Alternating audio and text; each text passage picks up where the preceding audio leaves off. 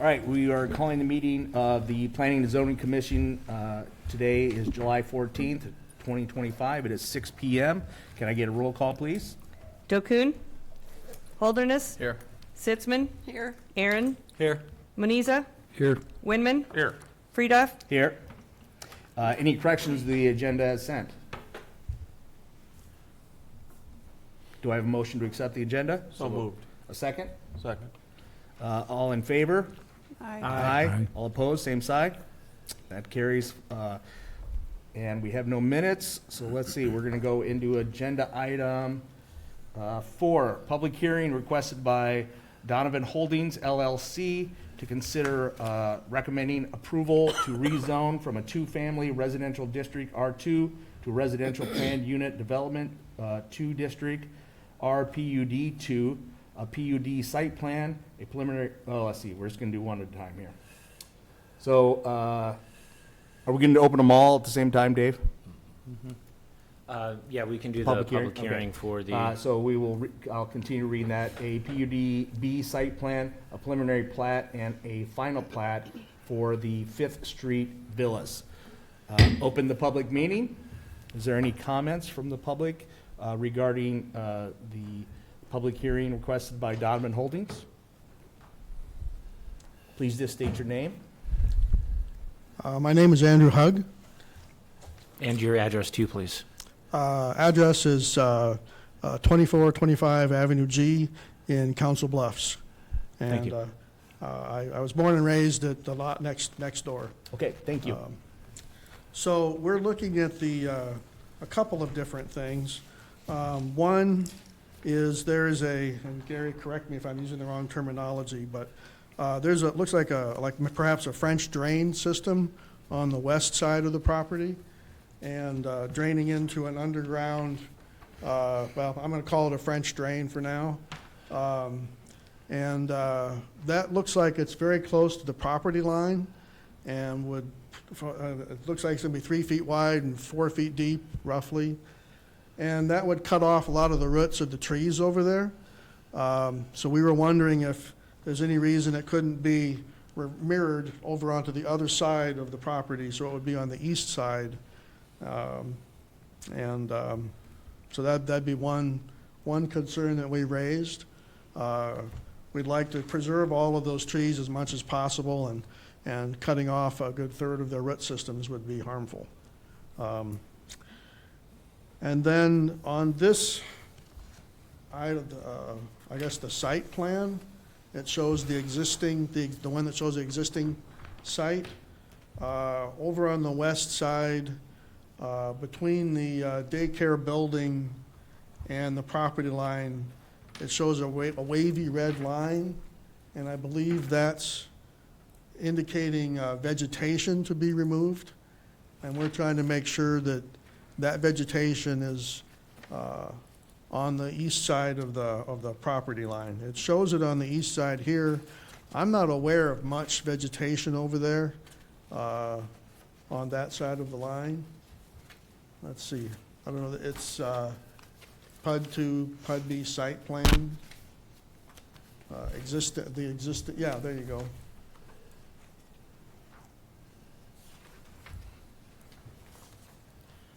Do I understand that correctly, that the red wavy line indicates something to be removed and it might be vegetation? That's correct. Okay. Anything shown in red is actually this is the demolition plan for the site. Okay. So all of the existing buildings would be removed, and anything you see in red, including outlines of trees, would also be removed as part of this. Mm-hmm.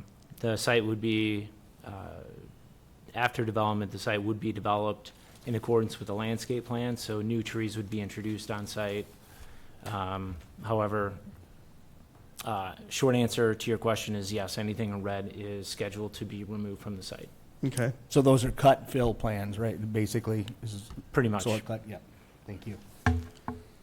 So the red line that extends all the way to the north border, would that be the daycare's chain link fence? That is showing the daycare's chain link fence to be removed, correct? Okay. And then one other request we had potentially would be if anyone has considered contracting with a deconstruction company for the old church, possibly. I haven't been in there, at least not since I was like 10. But if there's anything valuable that the church might have still that was, built into the church that should be salvaged, we would support that. And then I suspect it's got very long old hardwood rafters and beams in there that would be necessary for that kind of construction, and that might be valuable to someone like Habitat for Humanity and prevent the need to take out old growth forest for that kind of lumber. It's hard to get anymore. Very expensive too. So I just recommend someone consider deconstructing as much as possible rather than just demolition. Do we have other concerns that I've missed? Oh, yeah. We wanted to make sure that before things go much further, the survey line, that points be put on that line, so we know where the most recent survey says the property line is. Just for clarification, what exactly do you mean by points? Having the property staked out? Well, lab or something put online so we can look from one to the next to see where the line is, if it's 300 about them, we put them on. And you can't tell where the line is for sure. So there's some lath or staking to, Just taking, Yeah. and maybe we would put in something, fence posts or something for, to make sure it stays. yeah, to identify your side Yeah. of the boundary. Somebody knows where the line is, but you can't tell for sure. When you're standing in the middle, you can't tell for sure. We don't want big demolition things coming into our property and destroying trees.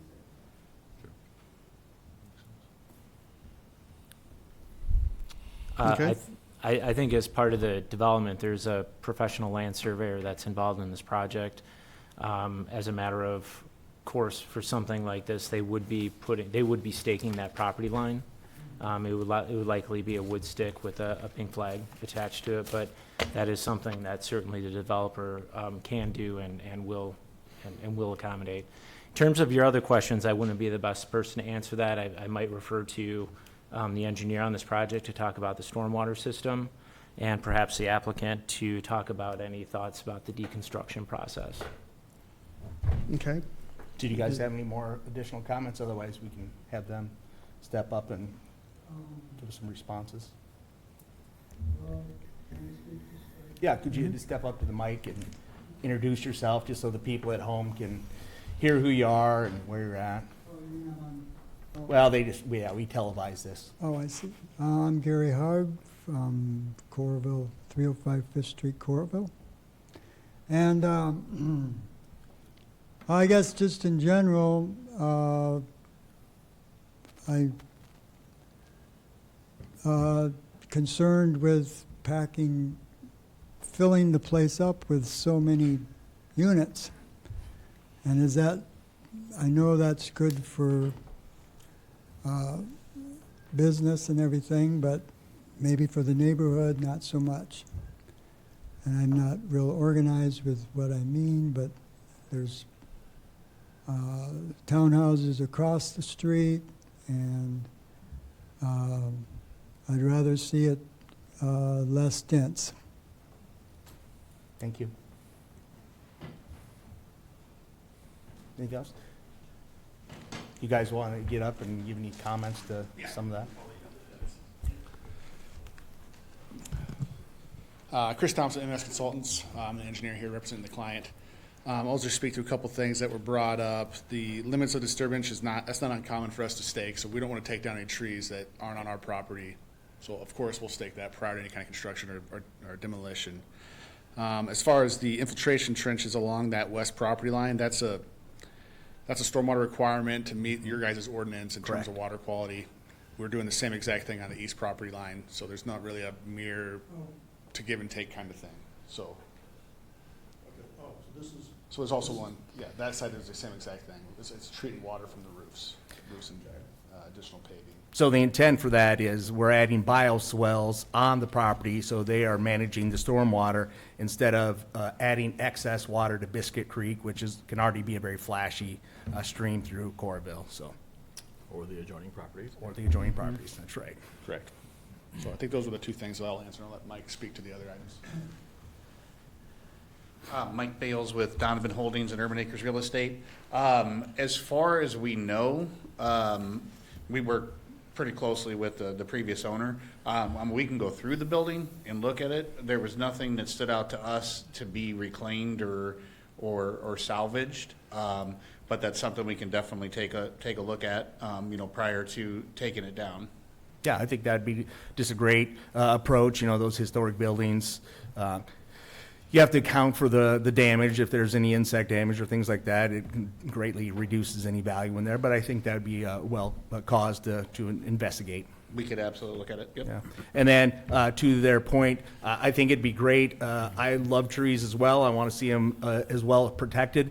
You guys do have a responsibility to put in stormwater management areas, so maybe just some orange silt fence.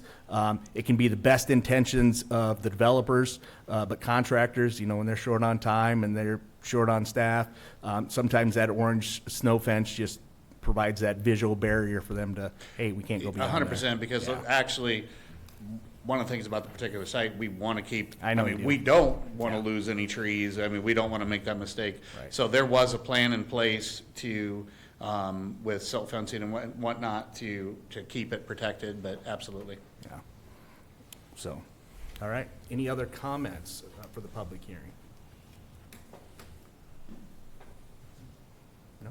Okay, hearing none, we'll go ahead and close this public hearing. And we'll move on to, I'll flip through all my pages here. We will go on to item A, consider recommending approval for the rezoning from residential, two-family residential district, R2, to residential planned unit development district, R2, RPUD2. And I need a motion to consider that approval. So moved. So moved. Do I have a second? Second. Second. Discussion. I appreciate your concerns about the density. I will give you my perspective on this. Being a Johnson County resident and have grown up in rural Iowa, I do prefer to see infill within our communities. So I do like to see us taking lots within the city and putting more people on those. The reason for that is with urban sprawl, we have a lot of growth that goes into agricultural communities, natural areas, and so it's a give and take, right? And so I do appreciate, I love trees, I think we need green spaces, but I also think this was already a lot that had buildings on it, and they're just expanding upon that. We do have great requirements within Coralville to require stormwater management and have good vegetation placed back on there. So hopefully as that matures, it will replace some of that stuff that's being lost. It's not gonna be the same age, which frightens me, but it will grow, right? We'll give it time, and they're required to do good stuff. So those are my comments before we vote. Anyone else have any comments? All right, roll call vote, please. Sitzman, Aye. Aaron's, Aye. Moniza, Aye. Winman, Aye. Holderness, Aye. Friedoff, Aye. Consider recommending approval of PUD-B site plan. Can I get a motion for recommendation of approval? So moved. Moved, and do I hear a second? Second. A motion to approve and a second. Can I have a roll call vote, please? Aaron's. Oh, wait, I'll wait. Is there any discussion on this one item? I think we did all our discussion. Go ahead with roll call vote, please. Aaron's, Aye. Moniza, Aye. Winman, Aye. Holderness, Aye. Sitzman, Aye. Friedoff, Aye. All right, pass with full approval. Consider recommending approval of the preliminary plat of this site. Can I have a motion? to So approve? moved. Moved? Second. And a second. Discussion? Seeing no discussion, roll call vote, please. Moniza, Aye. Winman, Aye. Holderness, Aye. Sitzman, Aye. Aaron's, Aye. Friedoff, Aye. And our final item for item 4, consider recommending approval of final plat. So moved. Moved. Looking for a second? Second. Second. Discussion? Seeing none. Roll call vote, please. Winman, Aye. Holderness, Aye. Sitzman, Aye. Aaron's, Aye. Muniza, Aye. Friedoff, Aye. All right. Seeing no other items on our agenda, Dave, do you have any comments for us? No, I would just note that it looks like for the August meeting, we may have 2 items, so Okay. plan on a thank meeting you. in August. So seeing nothing else on the agenda, I ask for a motion to adjourn. So moved. And a second? Second. All in favor? Aye. Thank you. I appreciate you guys coming in. We'll make sure they get.